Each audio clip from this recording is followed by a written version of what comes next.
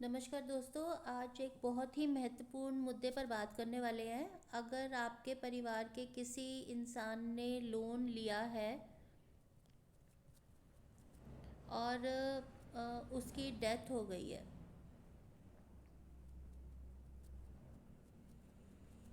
देखिए, ये एक ऐसा मुद्दा है जिसमें बहुत ज़्यादा लोग परेशान रहते हैं, बहुत ही ज़्यादा। कि अगर आपके परिवार के किसी भी इंसान ने लोन लिया है और उसकी डेथ हो चुकी है, तो बहुत ज़्यादा आजकल समस्या देखने में आ रही है कि बहुत सारे बैंक के कर्मचारी जो हैं वो बाकी के परिवार के लोगों को बहुत ज़्यादा हैरासमेंट करते हैं।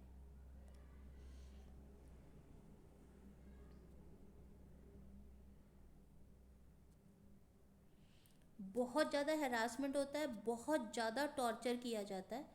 देखिए, इसी मुद्दे के ऊपर आज हम बात करने वाले हैं कि एक बात हमेशा ध्यान रखिए कि अगर आपके परिवार के किसी भी इंसान ने बैंक में लोन लिया है, तो जो सबसे पहले आजकल के समय पर जब एक बैंक किसी भी इंसान को लोन देती है, तो वो दो मुद्दों पर सबसे ज़्यादा ध्यान देती है। पहली बात तो ये कि जब बैंक का लोन किया जाता है तो उसका साथ के साथ बीमा करवाया जाता है। उसका बीमा करवाया जाता है। इस बीमा करवाने के पीछे दो तरह के कारण होते हैं। पहली कारण तो ये कि अगर पार्टी को कुछ हो गया, कि पार्टी की अगर डेथ हो गई, उसके साथ कोई दुर्घटना हो गई, तो उसका जो लोन का अमाउंट है वो सुरक्षित रहे और जो बीमा कंपनी है उससे वो पैसा रिकवर कर लिया जाए। पहला तो कारण ये रहता है। और दूसरा कारण ये रहता है कि जो बैंक है वो इन कंपनियों के माध्यम से लोन दिलवाते हैं। इससे क्या होता है, बैंक वालों को बहुत ज़्यादा कमीशन मिलता है। बैंक वालों को कमीशन मिलता है और जो बैंक के कर्मचारी हैं, ये मैं सिक्योर्ड अनसिक्योर्ड लोन्स की बात कर रही हूँ, और जो प्राइवेट बैंक है वो जनरली उन्हीं की बात कर रही हूँ, सरकारी बैंकों की बात मैं कम कर रही हूँ। तो जो बैंक के कर्मचारी हैं उनको भी बहुत सारे सारे रिवॉर्ड्स मिलते हैं, तो उनको भी कहीं ना कहीं कमीशन मिल जाता है। तो वो लोग यही सी कोशिश में रहते हैं। आप लोगों ने देखा होगा, आपको बहुत ज़्यादा फ़ोन कॉल्स भी आते हैं कि मैडम आपको कोई लोन चाहिए क्या, सर आपको कोई लोन चाहिए क्या। तो ये लोग क्या करते हैं, अपने एजेंसीज खोल के बैठे हुए हैं, वहाँ उन एजेंसीज में ये लोगों को ढूंढते रहते हैं कि भैया आप लोन ले लो, लोन ले लो। क्योंकि जितना ज़्यादा ये लोन करवाते हैं उतने ज़्यादा उन बैंकों को, उन एजेंसीज को रिवॉर्ड्स मिलते हैं, कमीशन मिलती है। तो ये सबसे ज़्यादा इम्पॉर्टेंट इनका काम रहता है। अब हम दोबारा से मुद्दे पर आते हैं कि अगर किसी भी तरह से कोई भी आपके साथ ऐसा कोई केस हुआ है कि जो लोन लेने वाला है, जिसने लोन के लिए अप्लाई किया था, उसकी डेथ हो गई। अब बीमा कंपनी वाले क्या करेंगे, ओ सॉरी बैंक वाले क्या करेंगे, आपको बार बार फ़ोन करना शुरू करेंगे या आपके घर पर आना शुरू करेंगे और बोलेंगे कि आप हमारी लोन की इन्फॉर्मेशन, जो लोन की अमाउंट है वो हमारी वापस करो। आपको ये बात बिल्कुल नहीं भूलनी है कि 99% केसेस में बीमा हुआ पड़ा होगा और आपके केस में भी बीमा हुआ पड़ा होगा। इसीलिए आपको डरने की बिल्कुल आवश्यकता नहीं है। आपने बिना किसी डर के, सॉरी, आपने बिना किसी डर के, जो भी कर्मचारी आ रहा है आपके घर में उसे बोलिए कि हमारे कागज़ हमारे सामने रखो। जितना भी हमने लोन के लिए अप्लाई किया था,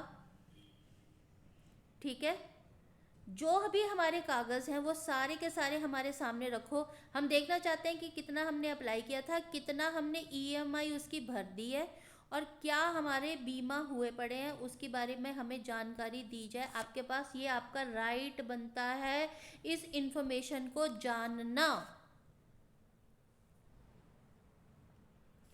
ठीक है जी। तो आप इस चीज़ के बारे में उनसे जानेंगी। और दूसरी बात ये देखो, सारी की सारी गलती नहीं होती है बीमा कंपनी वालों की भी। आप कब तक एलिजिबल हैं उस पेमेंट को करने के लिए, जब तक जो लोन जिसने अप्लाई किया था वो जिंदा है। लोन जिसने अप्लाई किया था वो जिंदा है, जब तक, तब तक आप उसकी रिस्पॉन्सिबल बन सकती हैं। पर जिस दिन उसकी डेथ हो गई, आपने क्या करना है, साथ के साथ डेथ सर्टिफिकेट लेना है और जाके बैंक वालों को वो सर्टिफिकेट जमा करवाना है और बताना है कि वो जो कंसर्न पर्सन है उसकी डेथ हो चुकी है।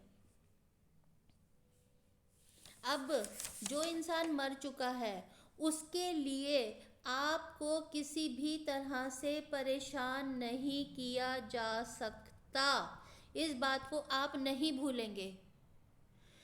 उसकी डेथ के बाद किसी भी तरह की ईएमआई को भरने की आपको ज़रूरत नहीं है। मान लीजिए, समझ लीजिए, किसी भी तरह की ईएमआई को भरने की आपको ज़रूरत नहीं है। बैंक वाले आपको किसी भी लेवल पे टॉर्चर नहीं कर सकते।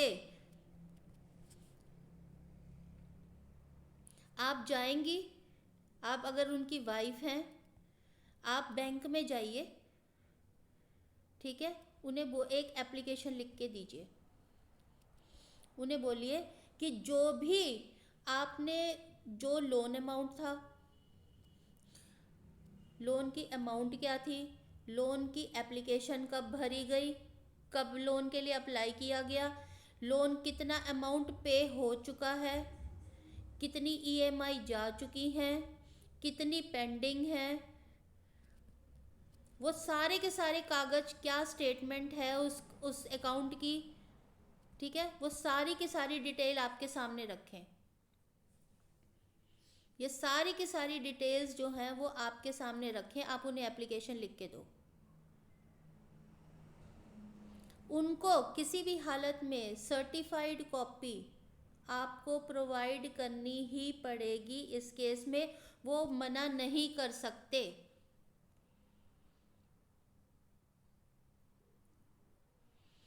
मतलब अगर ये बात है कि आपको उनकी डेथ के बाद किसी भी तरह की ईएमआई भरने की ज़रूरत नहीं है, और अगर आप उस ईएमआई को भर रही हैं तो भी आप उस ईएमआई की रिकवरी की हकदार हैं विद इंटरेस्ट। मतलब आप बैंक वालों से विद इंटरेस्ट ईएमआई रिकवर कर सकती हैं उनकी डेथ के बाद। इसीलिए ईएमआई भरना अभी के अभी बंद कर दीजिए, क्योंकि आप तो जितनी भी ईएमआई आपने भरी है वो सारी की सारी रिकवर कर सकती हैं आप। अब आपको करना क्या है, अब ये सारा काम होगा कैसे, आप अपने ज़िले के जो सबसे अच्छे एडवोकेट हैं उनसे मिलिए जाके, उनसे आप अपनी समस्या को एक बार डिस्कस करिए और उनके थ्रू बैंक को एक लीगल नोटिस भिजवाइए कि आप हमें सारी इन्फॉर्मेशन जो मैंने आपको पहले बताई थी कि लोन की क्या अमाउंट है, एप्लीकेशन कब भरी गई, कितनी ईएमआई जा चुकी है, क्या स्टेटमेंट है, वो सारी सर्टिफाइड कॉपी, क्या कितना बीमा हुआ पड़ा था इसका, वो सारा आपको वहाँ पे वो देंगे। आप एक लीगल नोटिस भेजेंगे, लीगल नोटिस के थ्रू वो कॉपी निकलवाने की कोशिश करेंगे, वो इन्फॉर्मेशन निकलवाने की आप कोशिश करेंगे। और बाय चांस इससे भी आपका काम नहीं बनता है तो स्टेप 2 क्या है, आपके यहाँ पर ज़िले में एक लोक अदालत लगती है।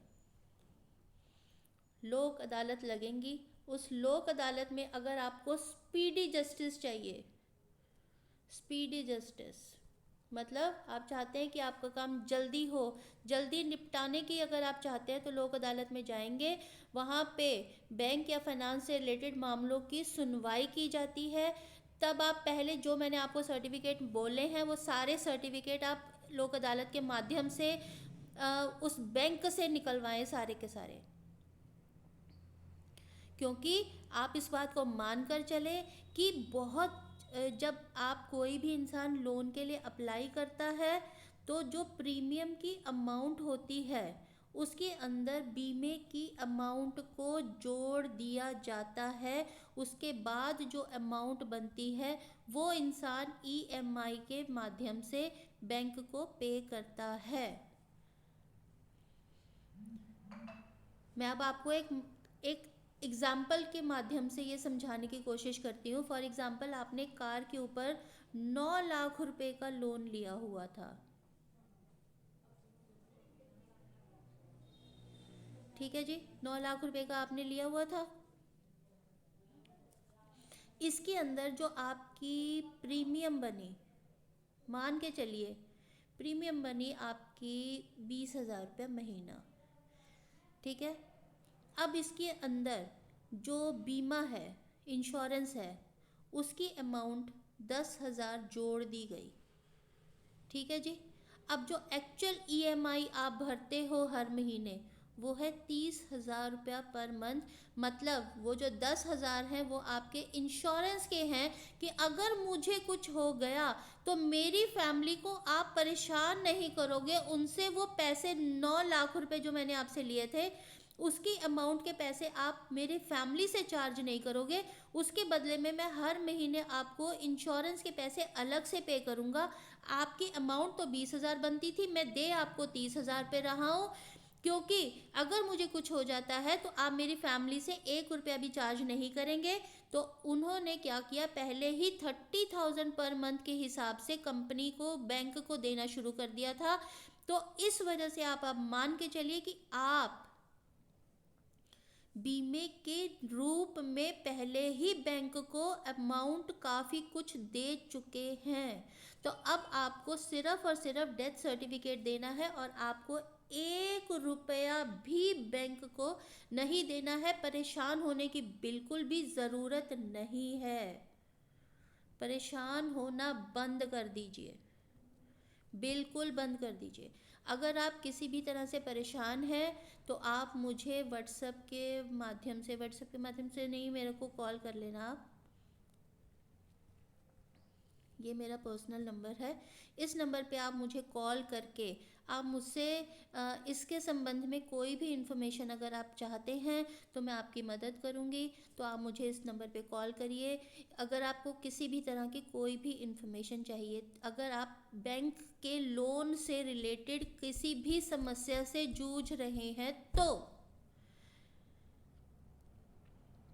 अगर आप बैंक की किसी भी समस्या से जूझ रहे हैं, आप किसी फैमिली इशू से जूझ रहे हैं, या आप किसी साइबर क्राइम से रिलेटेड किसी भी तरह के प्रॉब्लम से जूझ रहे हैं, तो आप हमें कांटेक्ट करिए। हम आपको उसी वक्त आपकी समस्या का निदान करेंगे। परेशान होना बिल्कुल बंद कर दीजिए, क्योंकि ऑलरेडी आप ईएमआई के रूप में प्रीमियम और बीमा की रकम को, आपका परिवार का जो इंसान जिसने आप लोन लिया था बैंक से, वो ऑलरेडी इस वजह से बीमा की राशि भर रहा था क्योंकि वो ये चाहता था कि मेरे मरने के बाद मेरी फैमिली को बिल्कुल परेशान नहीं किया जाएगा। तो आपको किसी भी इंसान से डरने की ज़रूरत नहीं है, किसी फ़ोन कॉल को आपको डरने की ज़रूरत नहीं है, कोई टॉर्चर होने की ज़रूरत नहीं है, कोई मेंटल प्रेशर झेलने की ज़रूरत नहीं है, किसी भी तरह के डिप्रेशन में जाने की ज़रूरत नहीं है। फाइट करिए, हम सब आपके साथ हैं, हम आपके साथ हैं। हम आपको इस परेशानी में से बाहर निकलने में पूरी पूरी पूरी मदद करेंगे। घबराने की, डरने की, परेशान होने की, डिप्रेशन में जाने की, मेंटल टॉर्चर होने की, हरासमेंट सहने की किसी भी तरह की ज़रूरत नहीं है।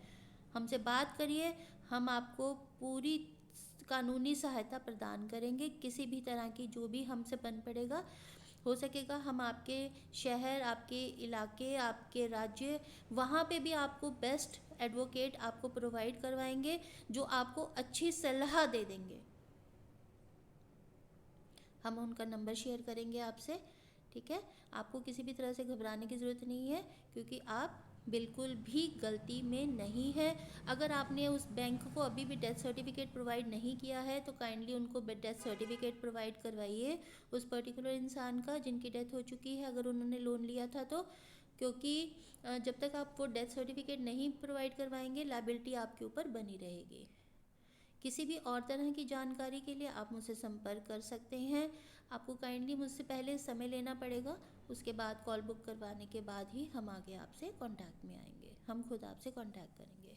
आपका बहुत बहुत शुक्रिया।